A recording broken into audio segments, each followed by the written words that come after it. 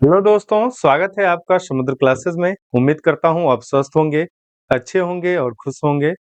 आज हम लोग बायोलॉजी में बात करने वाले हैं सेल के बारे में, कोशिकाओं के बारे में। अब जो हमारा चैप्टर स्टार्ट होगा वो होगा कोशिका एवं ऊतक, सेल एंड टिश्यूज के बारे में हम लोग पढ़ेंगे। देखिए अभी जो हमारा चल रहा था वो टैक्सोनॉमी चल रहा था, लेकिन टैक्सोनॉमी को हमने स्टॉप कर दिया क्योंकि अब इससे थोड़ा बहुत ही क्वेश्चन पूछे जाते हैं, तो टैक्सोनॉमी को हमने स्टॉप कर दिया। अब हम लोग बात करेंगे कोशिका एवं ऊतक के बारे में, जिसका है आपका सेल एंड टिश्यूज। तो स्टार्ट करेंगे हम लोग सेल से, देन एंड करेंगे हम लोग टिश्यूज के साथ। तो सबसे पहले आपको मैं बता देता हूं कि जो हमारा समुद्र क्लासेस है, हमारा जो समुद्र क्लासेस चैनल है, ये आपको हर तरह की तैयारी देता है। चाहे आप ग्रुप डी रेलवे की तैयारी कर रहे हो या फिर आप बीपीएससी की तैयारी कर रहे हो, हर तरह की तैयारी, चाहे वो आप बीएसएससी की तैयारी कर रहे हो, बिहार एसएससी अभी जो सचिवालय सहायक का आया हुआ है ना, आपने फॉर्म भी भरा होगा। बीपीएससी अभी रिसेंट में आपका एग्जाम हुआ है। ग्रुप डी आगे आने वाले एग्जाम्स हैं, है ना। तो जितने भी एग्जाम्स होते हैं बेसिक, यहां से क्या हुआ, ये कहने का मेरा मतलब है कि हम जो बात करेंगे वो आपसे करेंगे बेसिक से एडवांस तक, है ना। और वो भी क्या, हमारा जो है वो जनरल साइंस है। जनरल साइंस का मतलब ये होता है कि आपको जो जनरली साइंस में जानने चाहिए, मतलब हर किसी को इन चीजों के बारे में पता होना चाहिए, उसके बारे में हम लोग बात करते हैं जनरल साइंस के अंदर। तो जनरल साइंस में हम लोग बेसिक से लेकर चलते हैं एडवांस तक, मतलब एकदम न्यूनतम से एकदम उत्तम तक की ओर चलेंगे हम लोग।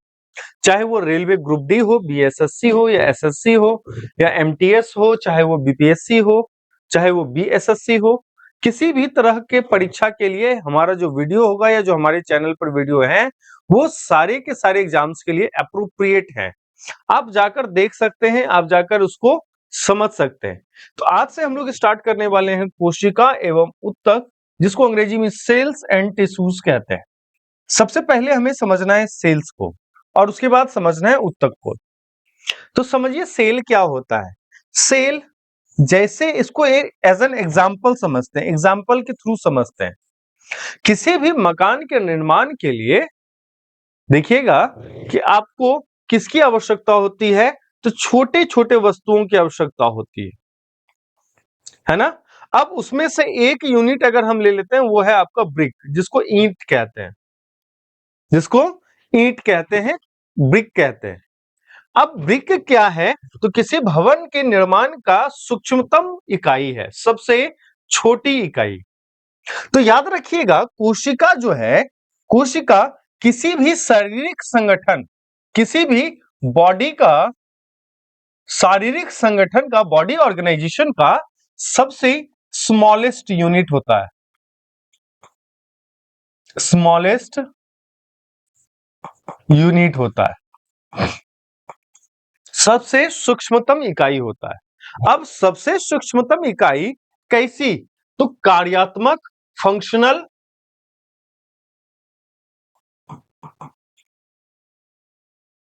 फंक्शनल इकाई होती है। क्या होती है, कार्यात्मक इकाई होती है। देखिएगा कि हम जब बायोलॉजी पढ़ते हैं या सेल पढ़ते हैं, तो बायोलॉजी में आपको सूक्ष्म जीव भी मिलेंगे, जिसको मैक्रो ऑर्गेनिज्म कहते हैं, और बड़े जीव भी मिलेंगे। ऐसे जीव भी मिलेंगे जिसको नंगी आंखों से नहीं देखा जा सकता, और ऐसे भी जीव मिलेंगे जिसको कि आप इतना बड़ा होता है, इतना विशाल होता है कि आप देखते रह जाइएगा। तो कह सकते हैं कि सबसे जो सबका, जितनी भी जीवित हैं बायोलॉजी में, जितने भी जीवित हैं, जीव हैं, सबका शरीर जो है स्मॉलेस्ट यूनिट से बना हुआ है। ये स्मॉलेस्ट यूनिट क्या है, आपका कोशिका है, जिसको अंग्रेजी में क्या कहते हैं, सेल कहते हैं। आज हम लोग सेल के बारे में जनरल इंट्रोडक्शन देखेंगे, जनरल इंट्रोडक्शन। इसके बाद हम इसके फंक्शंस को समझेंगे इसके पार्ट्स को समझेंगे। तो सबसे पहले जनरल इंट्रोडक्शन समझते हैं, सेल आया कहां से, रॉबर्ट हुक साहब कौन थे, कहां से कैसे कैसे इसकी खोज हुई है, इसके बारे में हम बात करेंगे। सबसे पहला पॉइंट तो यह है कि सेल क्या है। तो सेल के बारे में यहां पर दे रखा है कि प्रत्येक जीव, यहां पर देखिए नोट कीजिएगा, कॉपी पेन लेकर बैठिए ताकि आपको जो मैं बताता चलूं वो आप नोट डाउन करते चलें, ताकि आप परीक्षा के समय इसको दोहरा पाए, आपका रिवीजन हो सके। ठीक है, तो प्रत्येक जीव का शरीर कोशिकाओं का बना होता है। किसका बना होता है? कोशिकाओं का। बायोलॉजी के अंदर कोशिका जो है, बायोलॉजी के अंदर जो है सबसे सूक्ष्मतम इकाई मैंने कहा, मतलब सबसे बेसिक यूनिट होता है। तो कहता है कि बायोलॉजी में जो पढ़ते हैं हम लोग, सजीवों के बारे में पढ़ते हैं, जो सजीव हैं, जो जीवित हैं, और सभी सजीव जो है वो किससे बने होते हैं? कोशिकाओं से बने होते हैं। किसके बने होते हैं?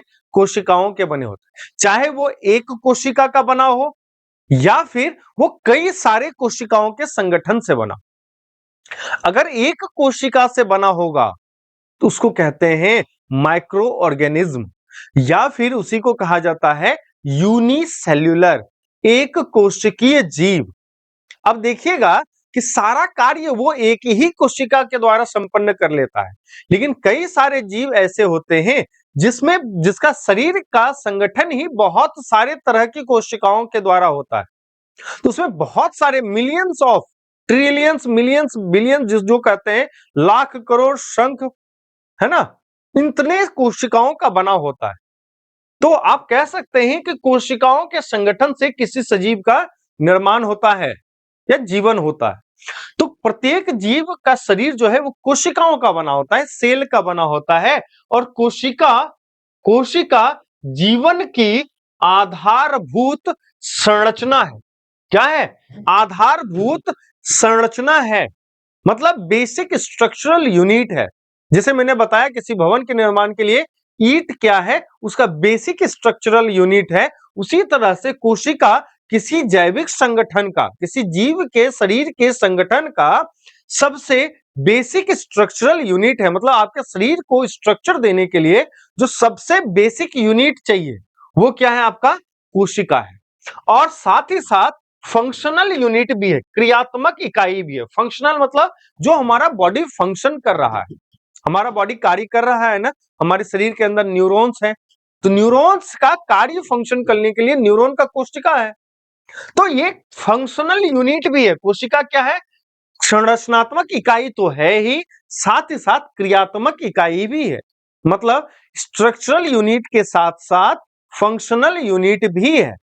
ठीक है, विशेष कार्य करने के लिए विशेष प्रकार की कोशिकाओं की आवश्यकता होती है। और कहता है कि विज्ञान की, बायोलॉजी की वह शाखा जिसके अंतर्गत कोशिका का विशिष्ट अध्ययन करते हैं हम लोग, उसको साइटोलॉजी कहते हैं, या हिंदी में इसी को कोशिका विज्ञान कहा जाता है। साइटोलॉजी या फिर इसी को कोशिका विज्ञान कहा जाता है। याद रखिएगा, साइटोलॉजी क्या होता है? तो जीव विज्ञान की वह शाखा जिसके अंतर्गत हम कोशिका के बारे में अध्ययन करते हैं या कोशिका का विशिष्ट अध्ययन करते हैं, इसी को क्या कहा जाता है? कोशिका का विज्ञान कहा जाता है, कोशिका विज्ञान कहा जाता है, या फिर इसी को अंग्रेजी में साइटोलॉजी भी कहा जाता है। याद रखिएगा, हिंदी इंग्लिश दोनों जरूरी है। का है? तो देखिएगा कि साइटोलॉजी लिखा है, ऐसे भी दे देगा साइटोलॉजी। उस समय क्या कीजिएगा? साइटोलॉजी खोजिएगा, कोशिका विज्ञान खोजिएगा। तो यहां पर ध्यान रखना है कि अंग्रेजी और हिंदी दोनों सिमिलर ही होना चाहिए। आपको याद दोनों रखने, हिंदी हो चाहे अंग्रेजी हो, ऐसा कोई भास्ट अंग्रेजी इसका नहीं है। अगर भास्ट आएगा तो मैं आपको उसको तोड़ तोड़ के मैं बताऊंगा, है ना। ध्यान रखिएगा कि हम उसको तोड़ तोड़ के बताएंगे, इतना तोड़ के बताएंगे आपको आसानी से समझ में आ जाएगा। तो देखिएगा, कहता है कोशिका के अध्ययन के विज्ञान को कोशिका विज्ञान, साइटोलॉजी कहा जाता है। तो याद हो गया होगा कि कोशिका क्या है? Basic structural and functional unit of life. उसके बाद कोशिका के अध्ययन को कोशिका विज्ञान या साइटोलॉजी कहा जाता है। सबसे पहले इस कोशिका की जो खोज है वो रॉबर्ट हुक साहब ने की थी। किसने की थी? रॉबर्ट हुक साहब ने की थी। एक अंग्रेज वैज्ञानिक 1665 में इन्होंने क्या किया था, कोशिका की खोज की थी। जो बॉटल होता है, शैंपेन का बॉटल आपने देखा होगा, मूवीज वगैरह तो देखते होंगे। मूवीज में जो शैंपेन खोलता है, शैंपेन के ऊपर में दिखेगा जो ढक्कन के रूप में यूज होता है, कॉर्क होता है। क्या होता है? कॉर्क होता है, लकड़ी का टुकड़ा होता है। उसी का एक क्रॉस सेक्शनल एरिया लिया गया, उसी को काट के जब देखा गया, तो अब वहां पर देखिए कॉर्क किसका बना है? लकड़ी का बना है ना, वुड का बना है। तो सबसे पहले जो कोशिका का अध्ययन हुआ है, सबसे पहले जो कोशिका देखा गया है वो कौन सा? तो प्लांट सेल। प्लांट सेल को देखा गया है। याद रखिएगा कि सबसे पहली कोशिका कौन सी देखी गई है? प्लांट सेल की देखी गई है ना। उसके बाद प्रोटोजोआ, बैक्टीरिया, वायरस वगैरह की कोशिकाओं को देखा गया, उसका अध्ययन किया गया। फिलहाल हम लोग समझते हैं 1665 में एक अंग्रेज वैज्ञानिक हुए जिनका नाम क्या था? रॉबर्ट हुक साहब। उन्होंने अपने द्वारा बनाए गए, खुद के द्वारा बनाए गए, क्योंकि जब हम कोशिका के बारे में बात करते हैं तो सूक्ष्मतम इकाई है ना, कोशिका क्या है? सबसे सूक्ष्मतम इकाई है। अब सूक्ष्मतम है, इतना सूक्ष्मतम है कि उसको नंगी आंखों से, आप खुली आंखों से नहीं देख सकते। उसको देखने के लिए किसकी आवश्यकता होती है? माइक्रोस्कोप की आवश्यकता होती है, सूक्ष्मदर्शी की आवश्यकता होती है। अब सूक्ष्मदर्शी क्या करता है? तो सूक्ष्म चीजों का आवर्धन करता है, मैग्नीफाइंग करता है। सूक्ष्म चीजों का आवर्धन मतलब जो छोटा चीज है उसको बड़ा बड़ा दिखाता है। बचपन में कंपास बॉक्स खरीदे होंगे, उस कंपास बॉक्स में एक लेंस होता था, उस लेंस से क्या करते थे? जो छोटा अक्षर है उसको बड़ा करके देखते थे ना। उसी का कह सकते हैं कि एडवांस रूप जो है वो माइक्रोस्कोप होता है। माइक्रोस्कोप में लेंसों का ऐसा समायोजन होता है जिससे कि बहुत सारी छोटी चीजों को भी मैग्नीफाई करके, आवर्धित करके देखा जा सकता है। तो रॉबर्ट हुक साहब जो एक अंग्रेजी वैज्ञानिक थे, उन्होंने 1665 में अपने द्वारा बनाए गए सूक्ष्मदर्शी में, सूक्ष्मदर्शी माइक्रोस्कोप में बोतल के कॉर्क, बोतल, जो बोतल होता है ना, जो शैंपेन वाला बोतल सब होता है, उसके ऊपर में देखिएगा लकड़ी का जो गुटका से उसको पैक करके रखा जाता है, वो कॉर्क कहलाता है। तो लकड़ी के टुकड़े कह सकते हैं यहां पर, जो बोतल का कॉर्क होता है उसका अध्ययन किया थीन सेक्शन पर, मतलब पतली सी काट लगाई उन्होंने, पतला सा कट लेके उसको अध्ययन किया। जब उन्होंने अध्ययन किया तो हमें पता चला कि सबसे पहले कौन सा देखा गया? प्लांट सेल देखा गया। अब बॉटल में लगा हुआ है, तो बॉटल में तो लगा रहेगा तो जिंदा तो रहेगा नहीं, वो कैसा रहेगा? Dead cell. कैसा देखा गया? प्लांट सेल देखा गया, वो भी कैसा? डेड। कैसा देखा गया? डेड। किन्होंने देखा? रॉबर्ट हुक साहब ने देखा। अब जब उन्होंने देखा, किसमें? सूक्ष्मदर्शी में उन्होंने देखा, तो ऐसा प्रतीत हुआ कि वो जो एक थीन स्लाइस था वो छोटे छोटे प्रकोष्ठों से बना हुआ है।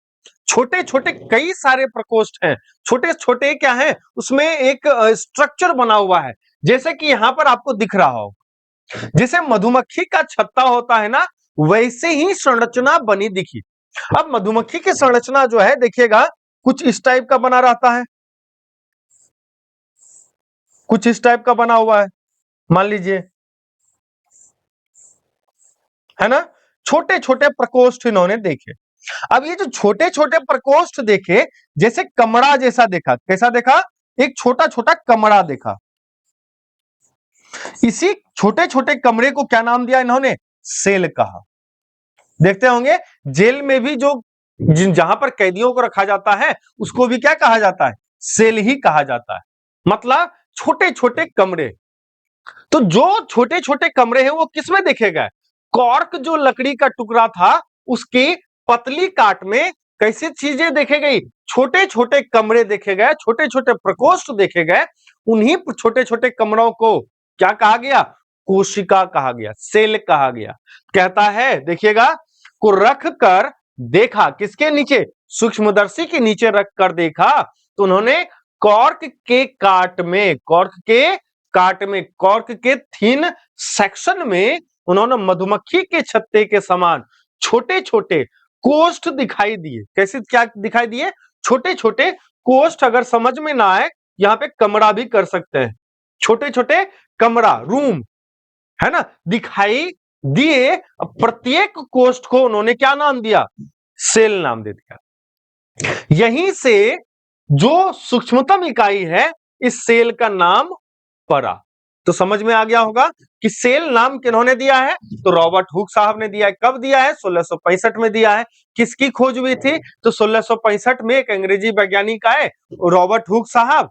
उन्होंने क्या किया? जो बॉटल का कॉर्क होता है, जब उसके थिन सेक्शन का अवलोकन किया अपने बनाए हुए सूक्ष्मदर्शी के अंदर, तो उन्होंने देखा उसमें छोटे छोटे मधुमक्खी के छत्ते के समान संरचना बनी हुई थी, मतलब छोटे छोटे कमरे के समान संरचना बनी हुई थी, जिसको उन्होंने क्या नाम दिया? सेल नाम दिया, या सेल कहा।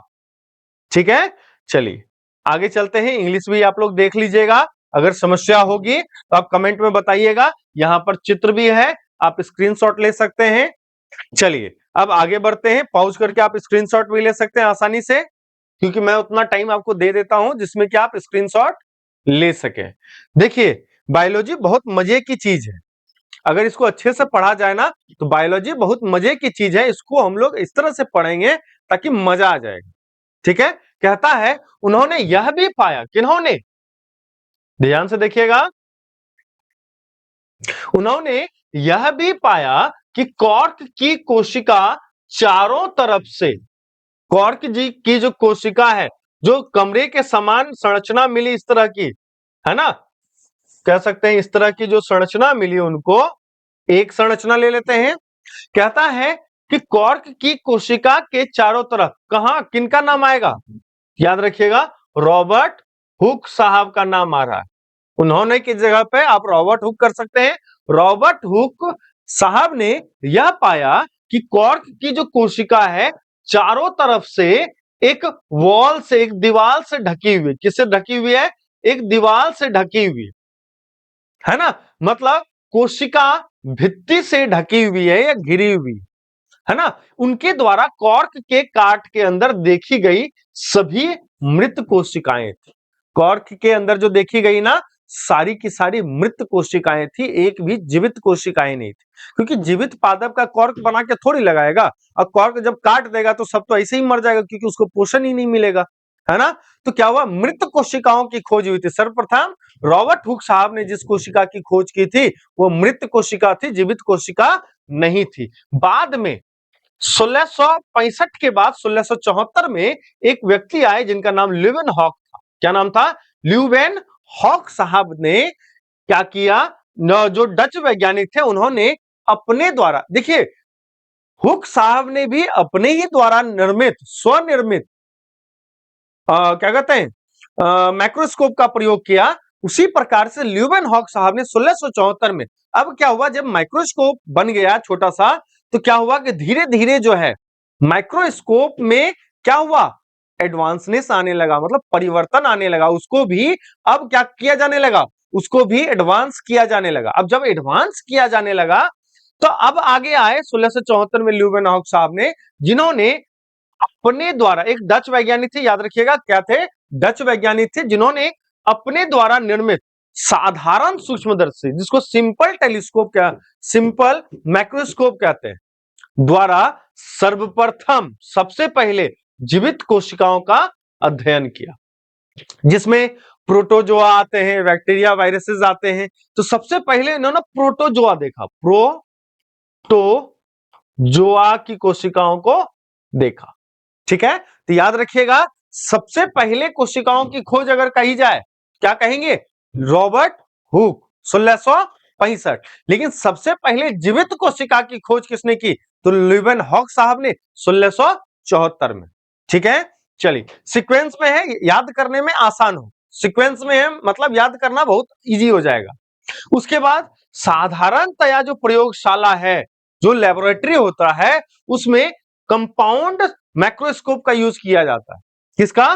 कंपाउंड माइक्रोस्कोप, जिसको संयुक्त सूक्ष्मदर्शी कहा जाता है, उसका उपयोग होता है, का प्रयोग किया जाता है, जिसका आवर्धन क्षमता, मैग्नीफाइंग कैपेसिटी, है ना, मतलब कहता है ना, छोटी चीजों को बड़ा करने की क्षमता, मैग्नीफाई करने की क्षमता जो है, वो कितनी थी? 2000 से 3000 गुना। मतलब किसी भी चीज को 2000 से 3000 गुना बड़ा करके देखा जा सकता है।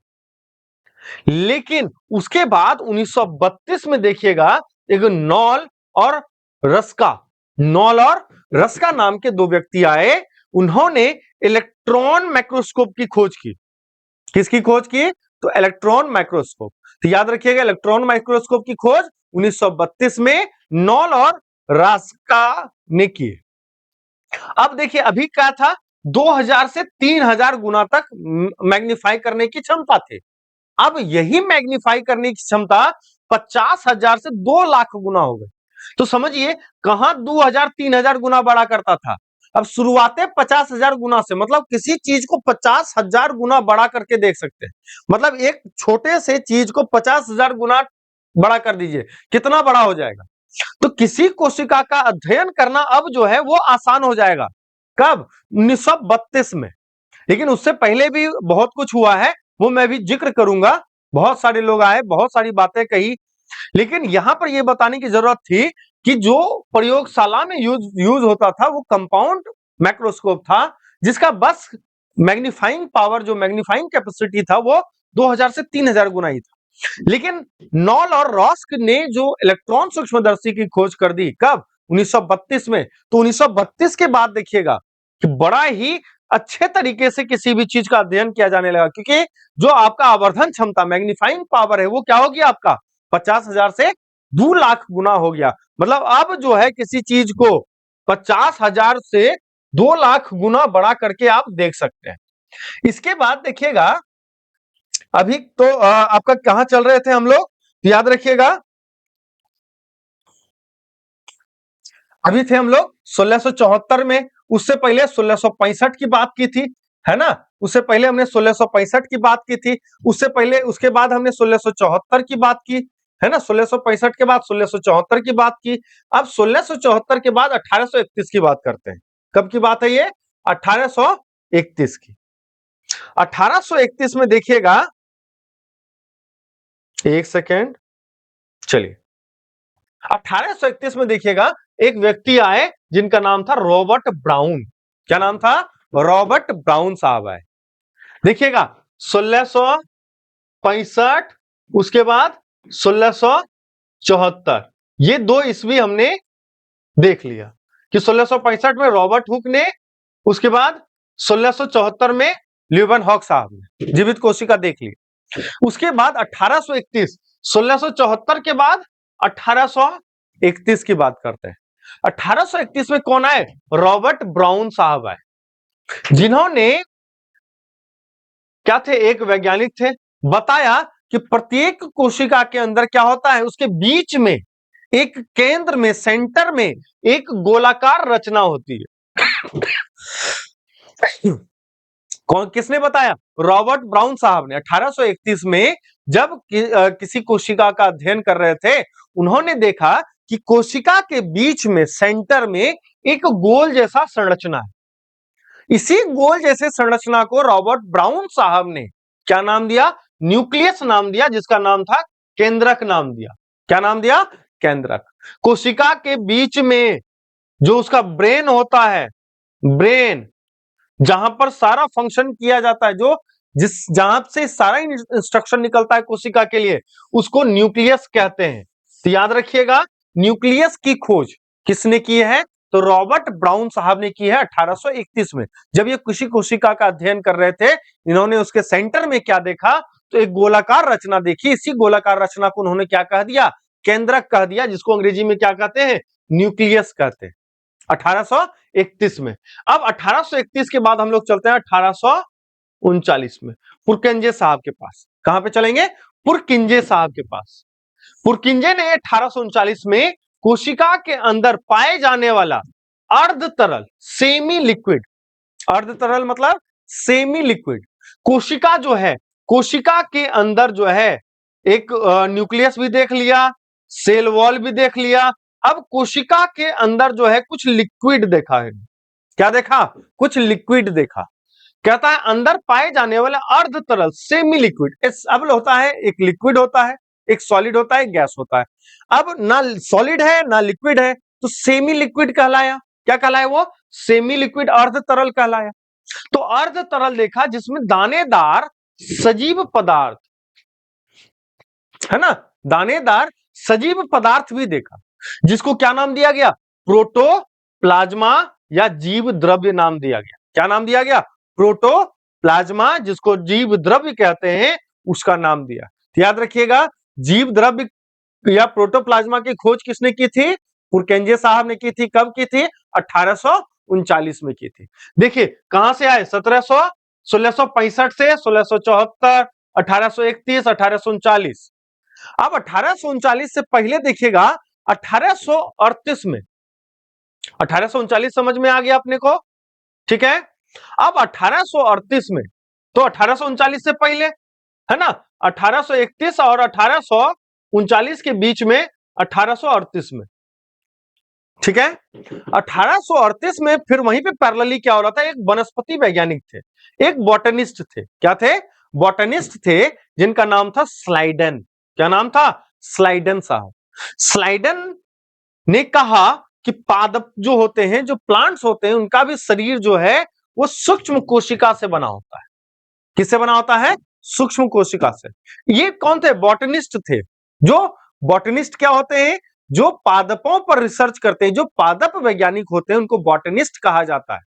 तो 1838 में देखिएगा बॉटनिस्ट थे, क्या नाम था इनका? स्लाइडन साहब नाम था। इन्होंने कहा कि जो पादप है, उस पादप का शरीर जो है वो सब छोटे छोटे कोशिकाओं से बना हुआ है ना, स्मॉल सेल से बना हुआ। इसके बाद ही 1839 में एक प्राणी वैज्ञानिक, एक जो जूलॉजिस्ट हैं, उन्होंने, जिनका नाम क्या था? स्वान साहब था।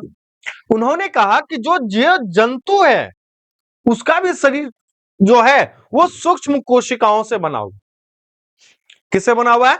सूक्ष्म कोशिकाओं से बना हुआ। देखिएगा 38 में वनस्पति बॉटनिस्ट आए स्लाइडन, उन्होंने कहा कि पादप का शरीर भी जो है वो छोटे छोटे कोशिका से बना हुआ है।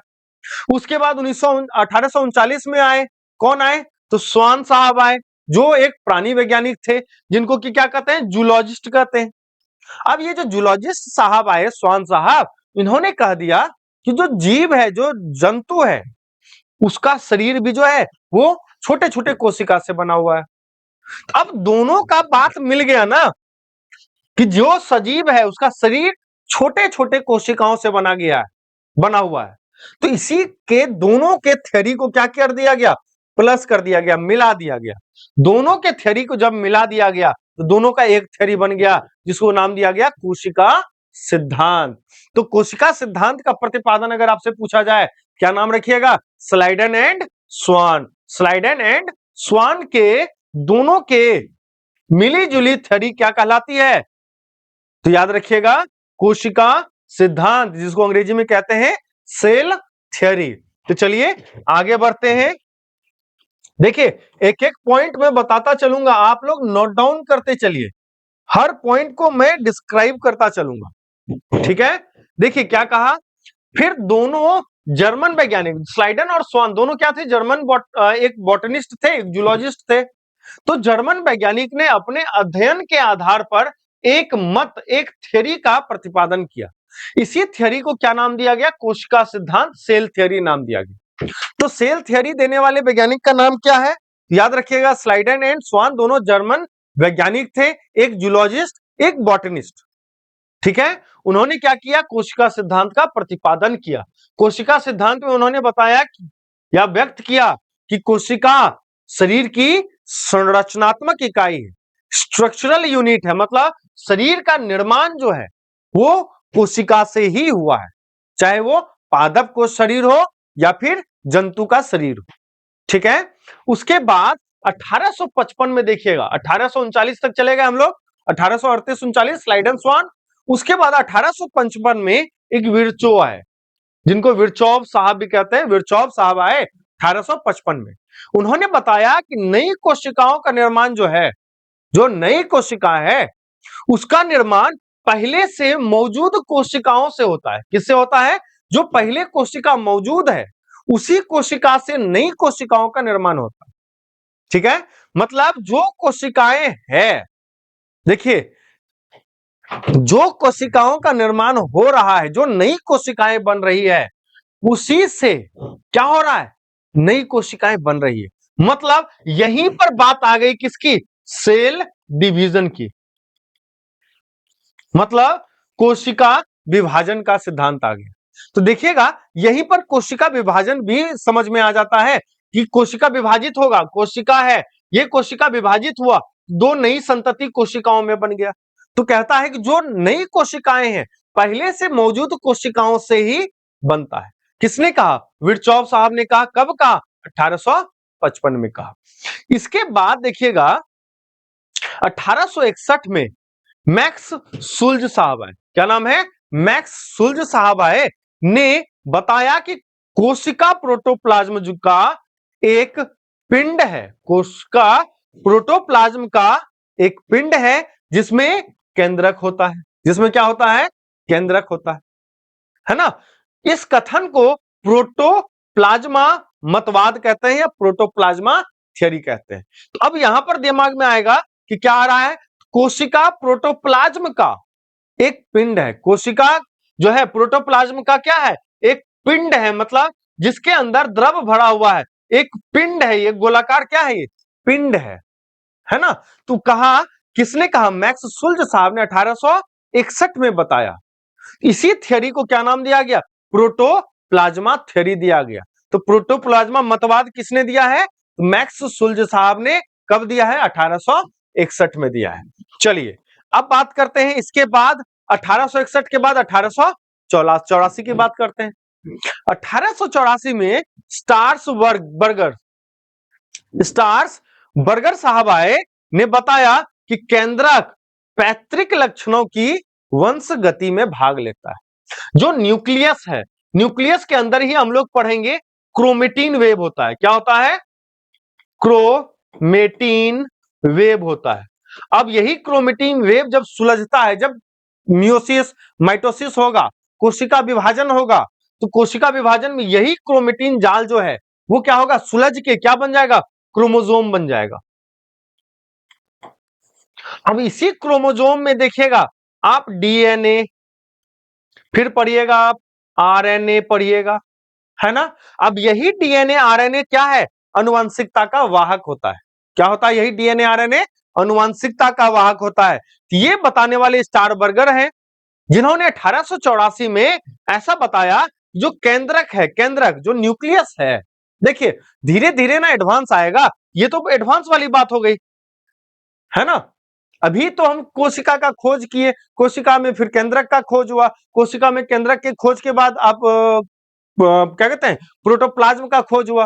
और प्रोटोप्लाज्म के बाद जो है आपका स्टारबर्गर साहब आए, उन्होंने कहा कि जो न्यूक्लियस है उसका काम है, जो पैतृक लक्षण है, जो देखिएगा कि जो पेरेंट का लक्षण है, जो पेरेंट का लक्षण है, इससे बनने वाला जो सेल होगा, जो सन होगा, नहीं सन नहीं कहिए, यहां पे संतान कहिए, जो संतान होगा उस संतान में इस पेरेंट सेल का जो लक्षण है, वो लक्षण जो है वो चला जाता है। इसी को कहते हैं अनुवांशिकता, हेरेडिटी कहते हैं। अब ये अनुवांशिकता ढोने का काम किसको दे दिया गया, कहा कि केंद्रक ही है वो चीज जो जिम्मेदार होता है पैतृक लक्षणों को इधर से उधर करने में, मतलब पैतृक लक्षणों को एक जगह से दूसरे जगह ले जाने में यही जिम्मेदार होता है। स्क्रीनशॉट आप ले सकते हैं। चलिए आगे बढ़ते हैं, अब बात करते हैं अगले पॉइंट में। देखिए सीक्वेंस में पढ़ेंगे ना तो ज्यादा बेहतर तरीके से याद रहेगा। अब देखिए ये बात मैंने पहले ही बता दिया है, लेकिन एक बार और मैं बता देता हूं। 1931 की बात है, जब कौन, नॉल और ई रस्का, नॉल और ई रस्का साहब ने 1931 में इलेक्ट्रॉन सूक्ष्मदर्शी का या इलेक्ट्रॉन माइक्रोस्कोप का खोज किया, जिसके बाद जिसकी सहायता से अब कोशिका एवं कोशिकांगों, कोशिका के साथ साथ कोशिकांगों मतलब अब माइटोकॉन्ड्रिया, इंडोप्लाज्मिक रेटिकुलम हो, चाहे वो आपका वैकुलस हो, कोशिका के जो अंग हैं कोशिकांग कहलाते हैं, सेल ऑर्गेनल कहलाते हैं। तो जो कोशिकांग हैं उन कोशिकांगों की रचनाओं का भी जो है अध्ययन या ज्ञान जो है अब क्या होने लगा, तेजी से बढ़ने लगा। कब? 1931 में इलेक्ट्रॉन माइक्रोस्कोप की खोज के बाद। किसने किया था? नॉल और रस्का साहब ने किया था। ठीक है, मेरे ख्याल से जो भी पॉइंट आज मैंने जिक्र किया वो आपको समझ में आया। अब कल से हम लोग स्टार्ट करेंगे कोशिका के बारे में, सेल के बारे में। संरचना के दृष्टिकोण से कोशिका को दो पार्ट में डिवाइड किया गया है। संरचना के दृष्टिकोण से कोशिका को दो पार्ट में डिवाइड किया जाता है। विभाजन दो पार्ट में पढ़ते हैं, एक प्रोकैरियोटिक, दूसरा यूकैरियोटिक। ठीक है, अब हम लोग कल जो हमारा वीडियो होगा बायोलॉजी में सेल का, वो होगा प्रोकैरियोटिक एंड यूकैरियोटिक के बारे में। तब तक इस वीडियो को देखिए इंटरटेनमेंट करने नहीं आए हैं, इसीलिए हो सकता है आपको इस वीडियो में सिर्फ और सिर्फ आपको नॉलेज मिले। तो उम्मीद करेंगे कि आपको इस वीडियो से सिर्फ और सिर्फ लाभ ही प्राप्त हो। ठीक है, क्योंकि हमारा काम है आपको परीक्षा में उत्तीर्ण करना। तो परीक्षा में उत्तीर्ण होने के लिए आपको पढ़ना पड़ेगा। तो पढ़ने के लिए आपके पास थ्योरी होनी चाहिए, कंटेंट होने चाहिए, तभी तो पढ़िएगा। तो कंटेंट के अलावा अगर हम कॉमेडी में स्टार्ट कर दें तो क्या होगा? ना कंटेंट मिलेगा ना कॉमेडी होगा। इसलिए जो हमारा कंटेंट होता है वो कॉमेडी विहीन होता है। कोशिश करेंगे कि आपको बोर ना करें, कंटेंट इतना दें कि आपको परेशानी ना हो। तब तक इस वीडियो को अच्छे से देखिए, एंजॉय कीजिए, खुश रहिए, पढ़ाई में अव्वल आइए। जय हिंद, जय Bharat, thank you so much.